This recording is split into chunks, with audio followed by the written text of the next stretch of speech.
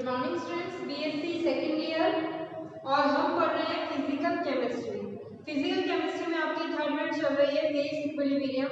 Last class में मैंने आपको जो टॉपिक स्टार्ट करवाया था वो करवाया था ठोस विलयन सॉलिड सॉल्यूशन। ठीक है, मैंने आपको बताया था कि टू कंपोनेंट सिस्टम में एक पार्ट है जिसमें हम पढ़ते हैं पोर्शन जिसमें हम पढ़ते हैं ठोस विलयनों के बारे में। इसमें क्या होता है कि दो जो घटक हैं वो द्रव्य अवस्था में लिए जाते हैं और द्रव्य अवस्था से जब उन्हें ठंडा किया जाता है तो यहाँ पर दो कंडीशन हो सकती है, या तो द्रव अवस्था में वो कोई रासायनिक अभिक्रिया करे और ठंडा होने पर एक नए यौगिक का निर्माण करे, या फिर यहाँ पर ये हो सकता है कि दोनों जो द्रव्य पदार्थ हमने लिए हैं, दो घटक लिए हैं, वो किसी प्रकार की रासायनिक अभिक्रिया ना करे और रासायनिक अभिक्रिया नहीं होगी तो उसी का ही एक ठोस रूप जो कि हमने शुद्ध घटक लिए हैं उन्हीं का ही ठोस रूप हमको प्राप्त होगा। ठीक है, तो ये जो हमारा टॉपिक चल रहा है उसमें हम ठोस विलयन में ऐसे घटकों की बात कर रहे हैं, ऐसे कंपोनेंट की बात कर रहे हैं जिनको जब द्रव्य अवस्था में मिलाया जाता है तो वहां पर रासायनिक अभिक्रिया होती है। तो रासायनिक अभिक्रिया होगी तो इसका मतलब नए जो उत्पाद है उसका निर्माण होगा। ठीक है, तो दो द्रव्य रासायनिक अभिक्रिया करेंगे और एक नए पदार्थ का निर्माण करेंगे जिन्हें ठोस अवस्था में कहा जाएगा कि एक नए यौगिक का वहां पर निर्माण हुआ। ठीक है, अब ये जो नया यौगिक बना है ये भी पुनः दो प्रकार का हो सकता है। एक हो सकता है संगत गलनांक वाला यौगिक और दूसरा हो सकता है असंगत गलनांक वाला यौगिक। इसके बारे में बस मैंने आपको नाम ही लिखवाए थे प्रीवियस लेक्चर में और आज हम उसके बारे में डिटेल से पढ़ेंगे। देखिए, सबसे पहले हम अगर बात करते हैं संगत गलनांक वाले यौगिकों की, तो देखिए संगत गलनांक वाले यौगिक वह यौगिक होते हैं कि जब दो घटकों को द्रव अवस्था में मिलाया जाता है तो रासायनिक अभिक्रिया के बाद एक नया यौगिक का निर्माण होता है जब उसे ठोस अवस्था में ठंडा किया जाता है या फिर ठोस अवस्था में लेकर आते हैं।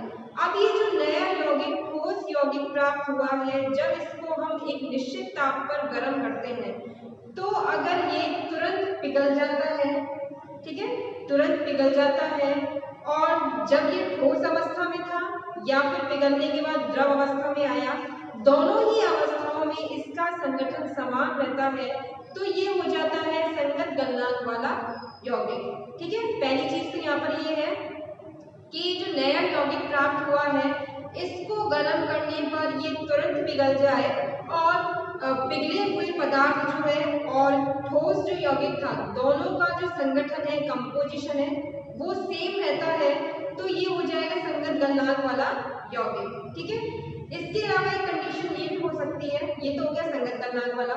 दूसरी कंडीशन ये हो सकती है कि जब नए यौगिक को गर्म किया जाता है तो वह डिकम्पोज हो जाए, विघटित हो जाए और एक नया यौगिक का निर्माण कर दे।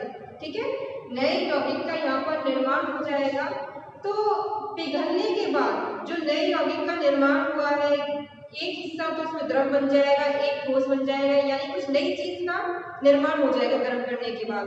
तो पहले जो नया यौगिक बना था जिसको हमने गर्म किया उन दोनों के संगठन में यहाँ पर क्या आ जाएगा, अंतर आ जाएगा।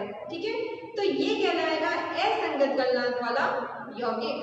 ठीक है, इसकी परिभाषा मैं आपको लिखवा देती हूँ, उससे आपको थोड़ा ज्यादा अच्छे समझ में आएगा और हो सकता है वर्बली बताने से आपको अभी इतना अच्छे समझ में नहीं बैठा होगा।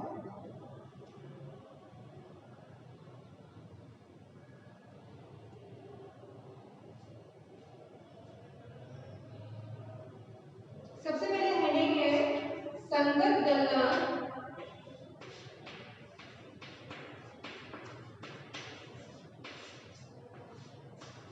वाला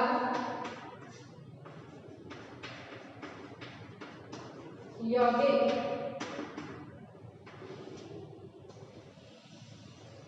ठीक है, तो संगत गलनांक वाला यौगिक क्या होता है,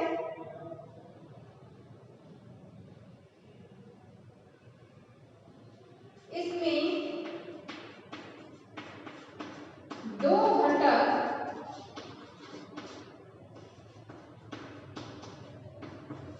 रासायनिक अभिक्रिया द्वारा अभिक्रिया द्वारा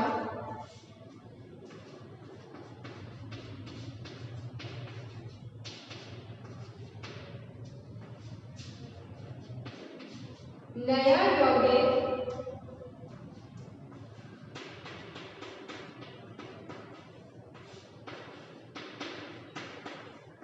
बनाते हैं।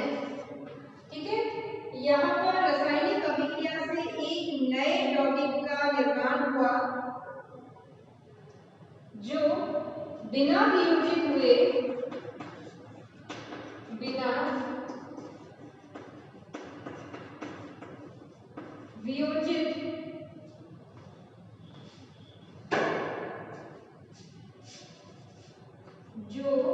बिना वियोजित हुए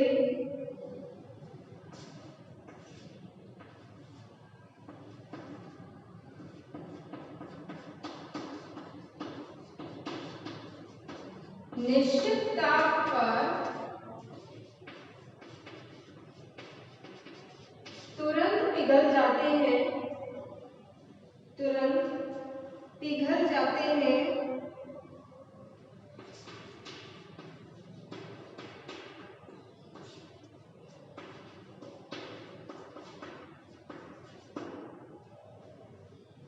यह नया बना यौगिक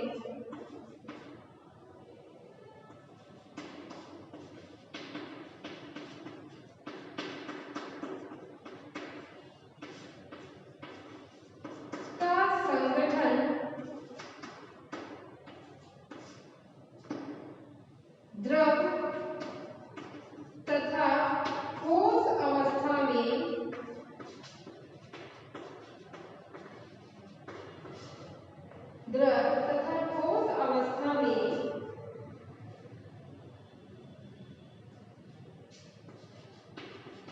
एक सा होता है।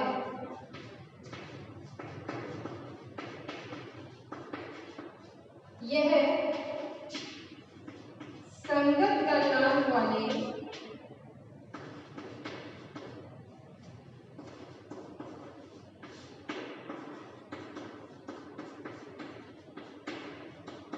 यौगिक कहलाते हैं। ठीक है, परिभाषा को ध्यान से देखें। दो घटक लिए गए हैं जो कि आपस में मिलाने के बाद रासायनिक अभिक्रिया करते हैं और एक नए यौगिक का निर्माण करते हैं। जब से ठंडा किया जाता है तो वहां पर एक नए प्रकार का यौगिक प्राप्त होता है। अब इस यौगिक को जब हम गर्म करते हैं तो गर्म करने के बाद ये वियोजित नहीं होता, कोई और नए तरह का उत्पाद यहाँ पर नहीं बनेगा। बस यहाँ पर वो ठोस यौगिक पिघलेगा, तो पिघलने से उसकी जो ठोस अवस्था में संगठन थी या फिर द्रव अवस्था में जो संगठन है, दोनों ही संगठन समान रहते हैं। यहाँ पर दोनों ही संगठन में किसी भी प्रकार का कोई अंतर नहीं आता है। यानी जो नया यौगिक हमें प्राप्त हुआ था रासायनिक अभिक्रिया से, उसका संगठन द्रव अवस्था में ठोस अवस्था में समान रहता है। तो ये वाला जो यौगिक है वो कहलाता है संगत गलनांक वाला यौगिक। ठीक है, और ये जो ताप है जिस पर निश्चित ताप पर इसे गर्म किया गया है और द्रव अवस्था में परिवर्तित हुआ है, ये कहलाएगा संगत गलनांक। ठीक है, ये जो बिंदु है ये कहलाएगा संगत गलनांक।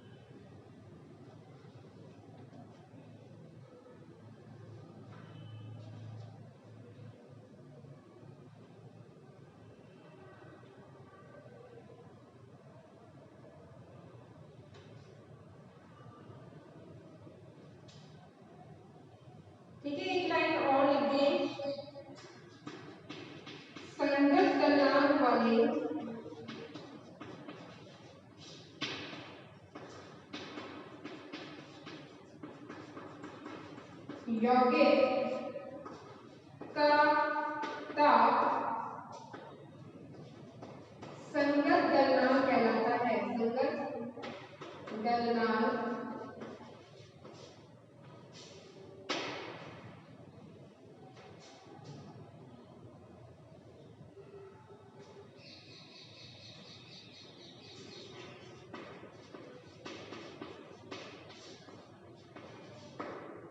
ठीक है। बस इतना सा है, ये परिभाषा हो गई इसकी। और दोनों ही जो आपके एग्जाम्पल है या फिर मैं कह सकती दोनों ही जो प्रकार है यौगिकों की, एक जो है संगत गलनांक वाला यौगिक, इसका भी एक एग्जाम्पल आपके कोर्स में है। इसके अलावा असंगत गलनांक वाले यौगिक का भी एक एग्जाम्पल आपके कोर्स में है। तो सिर्फ हम इसके एक एक एग्जाम्पल देखेंगे। एक एग्जाम्पल जो है आपको ध्यान से देखना है किस प्रकार से यहाँ पर पूरा फेज डायग्राम बनेगा। क्योंकि देखिए जहाँ पर हम वन कंपोनेंट सिस्टम की बात कर रहे थे तो वन कंपोनेंट सिस्टम बहुत आसान थे, वहां पर सिर्फ एक ट्रिपल पॉइंट या त्रिप बिंदु बन रहा था, कुछ क्षेत्र थे और कुछ ही वक्र थे।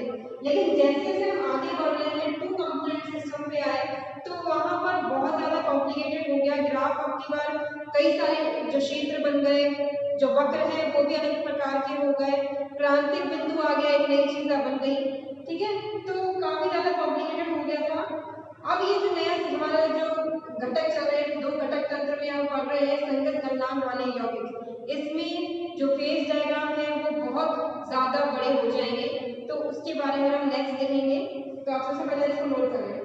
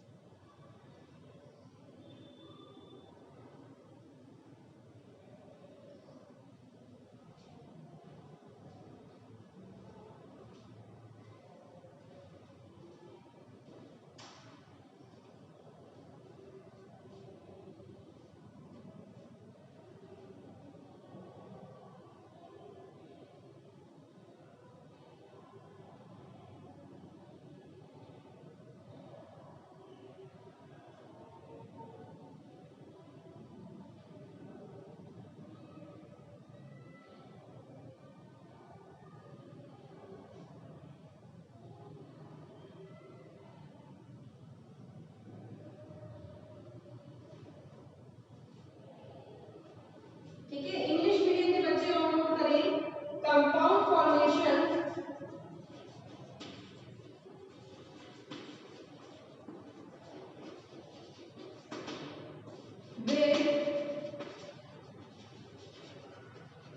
Congruent melting point. ठीक है, वापस से आप लोगों को बताइए थोड़ा सा।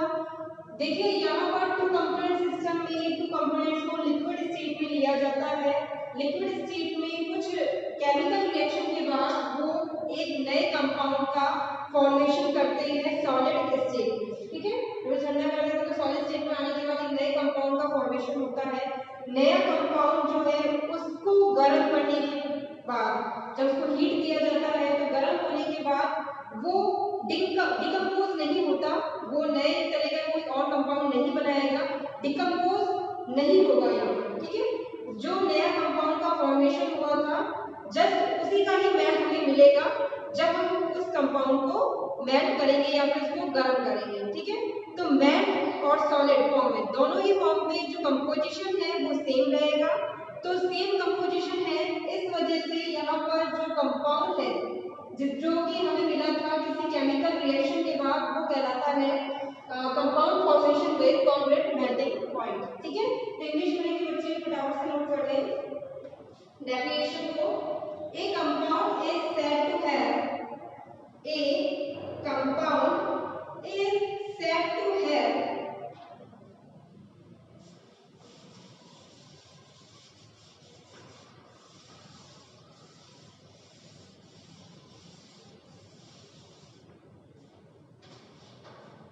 a compound is said to have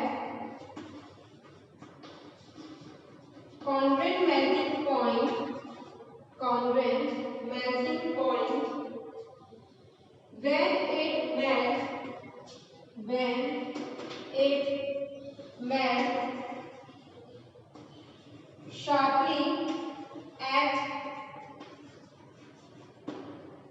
definite temperature into liquid, into a liquid of same composition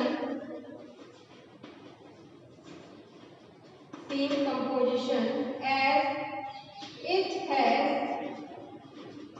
in solid form। ठीक है, सॉलिड फॉर्म में, लिक्विड फॉर्म में, दोनों ही फॉर्म में जो कंपोजिशन है वो सेम होगी।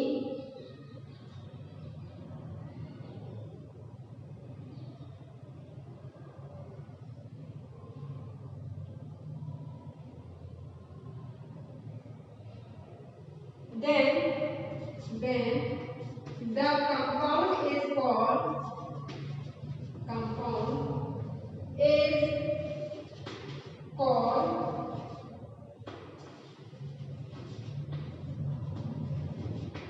compound formation with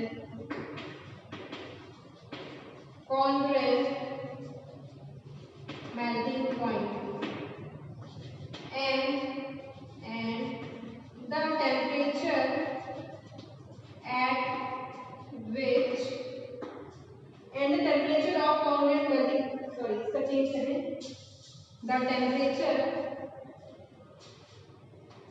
the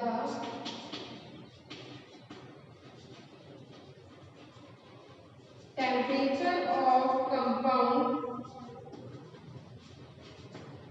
is called congruent melting point। ठीक है, जिस टेम्परेचर पे मेल्ट हो रहा है उसको हम कहते हैं congruent melting point। एग्जांपल की अगर हम बात करें तो यहाँ पर एग्जांपल है, हिंदी मीडियम इंग्लिश मीडियम दोनों में नोट करें, पहले वाले में आपको एग्जांपल नहीं लिखवाए थे।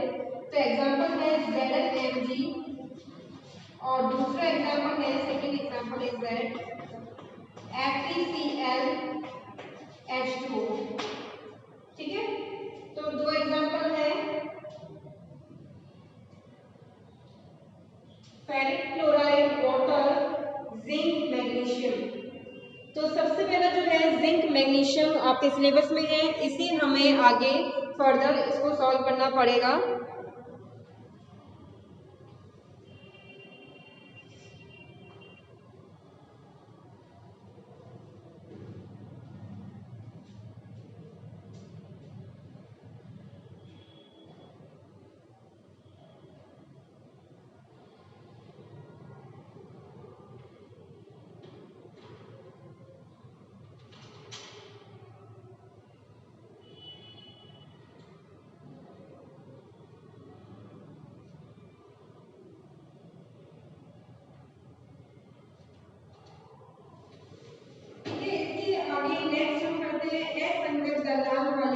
सबसे पहले मैं इन दोनों की आपको परिभाषा लिखवा रही हूँ। परिभाषा के बाद हम इसके एग्जांपल अगले इसमें क्लास में करेंगे, क्योंकि परिभाषा पहले अगर आपको नहीं पता होगी, एक ही करवा दें दूसरे की बाद में करवाएं, तो आप उसमें कंपैरिजन नहीं कर पाएंगे कि परिभाषा में दोनों में क्या अंतर है।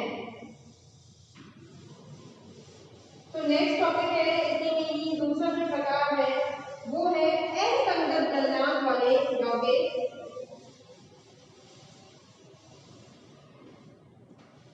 नोट करें, असंगत गलनांक वाले यौगिक, compound with incongruent melting point, compound with incongruent melting point.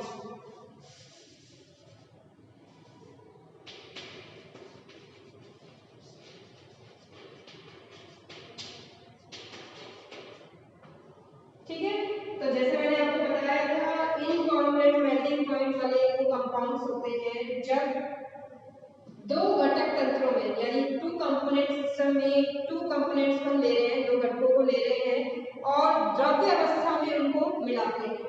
द्रव अवस्था में रासायनिक अभिक्रिया करके वो एक नए यौगिक का निर्माण करते हैं। ठीक है, नए कंपाउंड का यहाँ पर फॉर्मेशन हो रहा है। जो नया कंपाउंड बनता है वो एक अनस्टेबल अस्थायी यौगिक होता है, जिसे गर्म करने के बाद वो विघटित हो जाता है या फिर मैं कहूँ डिकम्पोज हो जाता है नए प्रकार के किसी द्रव या ठोस के अंदर। यानी यहाँ पर जो कंपोजिशन है या संगठन है, गर्म करने के बाद और गर्म करने से पहले दोनों ही जगह अलग अलग संगठन प्राप्त होगा। क्यों होगा? क्योंकि ये जो नया यौगिक बना था इसने अपने गलनांक से पहले ही वियोजित हो चुका है, ये डिकम्पोज हो चुका है, दो भागों में बट गया पहले ही वो। तो यानी जो ठोस द्रव में आना चाहिए थे, समान संगठन का होना चाहिए था, उससे पहले ही वो जो ठोस है वो नए प्रकार का यौगिक बना देता है। ठीक है, तो यहाँ पर अस्थायी यौगिक का निर्माण होता है। इस कारण से जो अभिक्रिया है वो एक अलग तरह की अभिक्रिया बन जाती है, यहाँ पर एक अलग पदार्थ का निर्माण हो जाता है।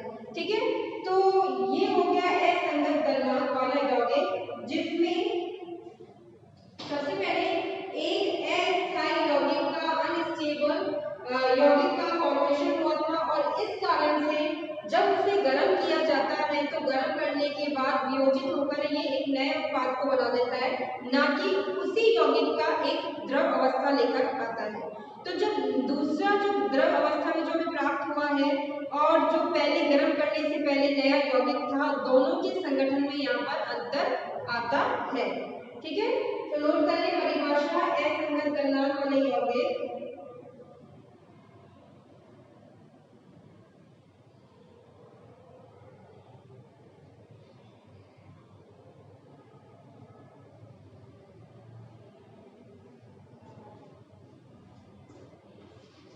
इसमें दो घटक रासायनिक अभिक्रिया द्वारा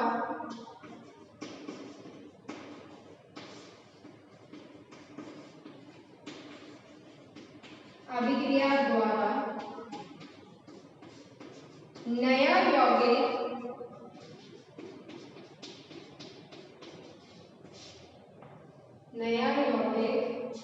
बनाते हैं,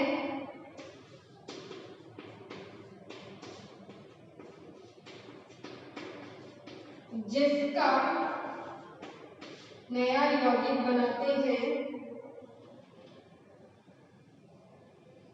जो अस्थायी होता है। पहले लिखिए, जो अस्थायी होता है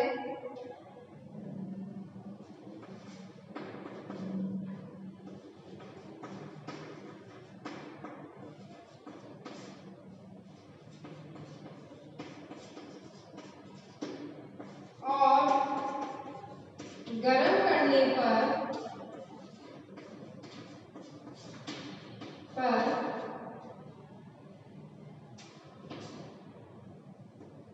अपने गलनांक से पहले गर्म करने पर अपने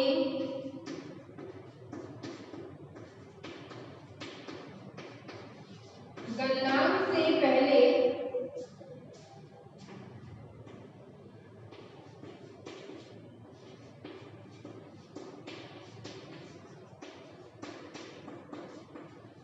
वियोजित हो जाता है,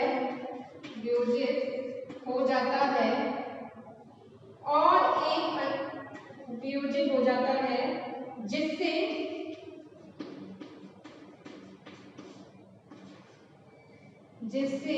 एक नए यौगिक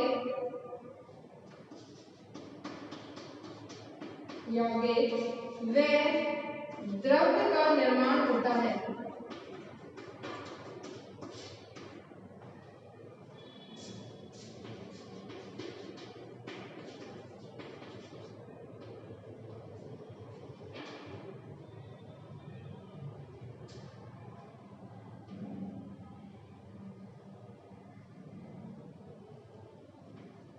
जिसका संगठन इनका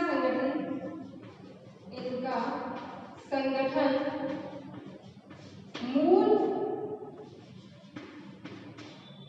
नए यौगिक के संगठन से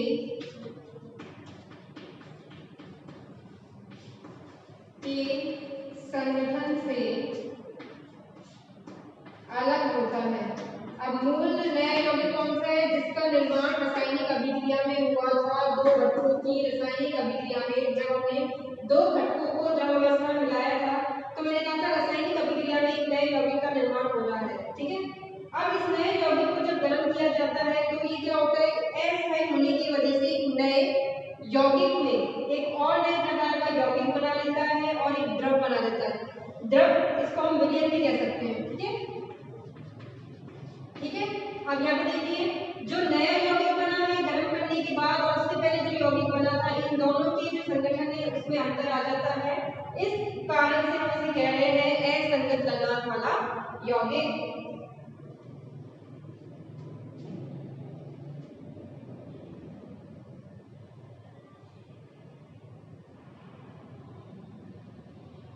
अब यहाँ पर ताप की अगर बात करें असंगत गलनांक,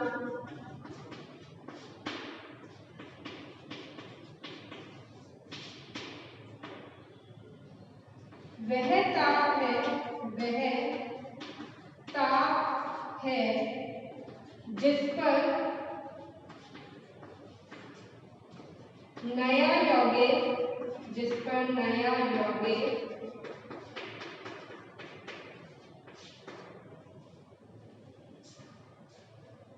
वियोजित हो जाता है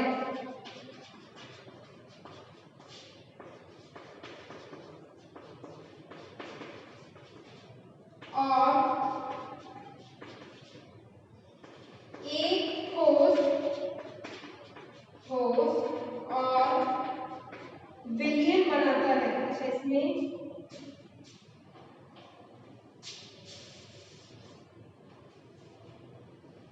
जिससे एक ठोस और विलयन बनता है।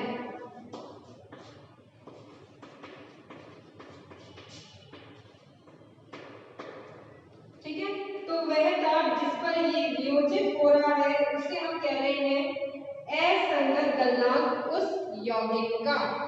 ठीक है, इंग्लिश मीडियम नोट करें। ठीक है, मैं डिक्टेट कर रही हूँ इंग्लिश मीडियम को, आप नोट करें। कंपाउंड फॉर्मेशन में इनकॉन्ग्रुएंट मेल्टिंग पॉइंट, सबसे पहले आपको हेडिंग डालनी है, उसके बाद आप आगे नोट करें।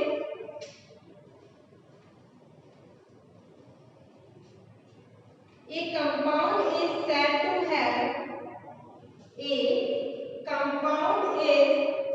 to have a incongruent melting point. A compound is said to have an incongruent melting point when the composition of new compound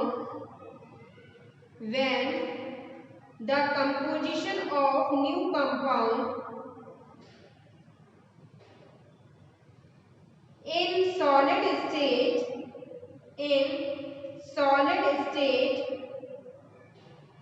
and the liquid state after heating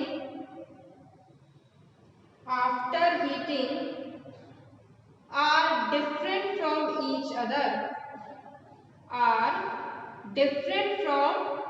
each other. Paragraph change. New compound formed by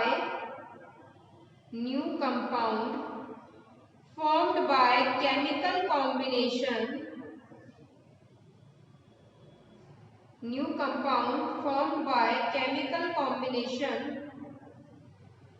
of two component are unstable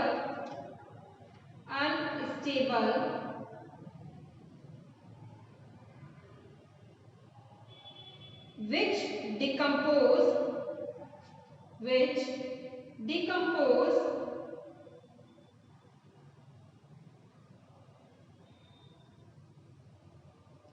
before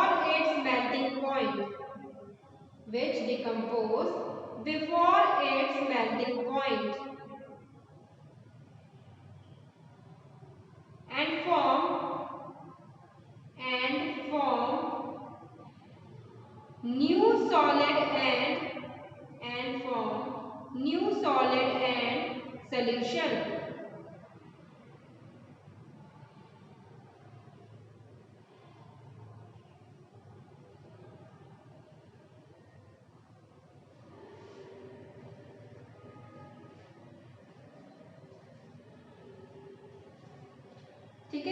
अब next heading डालिए incongruent melting point, English medium heading डालिए incongruent melting point.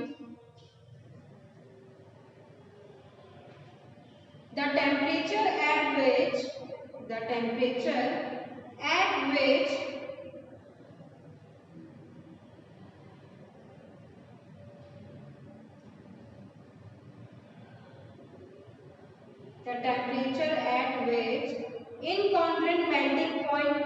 incongruent melting point compound decompose to give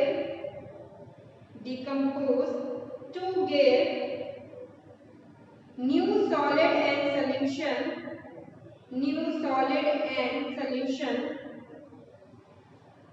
is called incongruent melting point।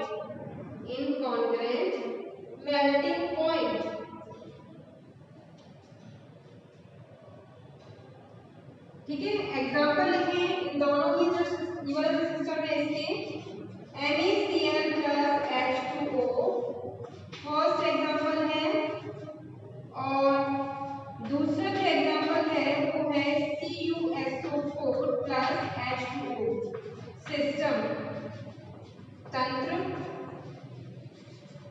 इसमें से भी हम जो first वाला system है NaCl वाटर सिस्टम, जिसे फ्रीजिंग मिक्सचर भी कहा जाता है, इस सिस्टम के बारे में हम सबसे पहले पढ़ेंगे।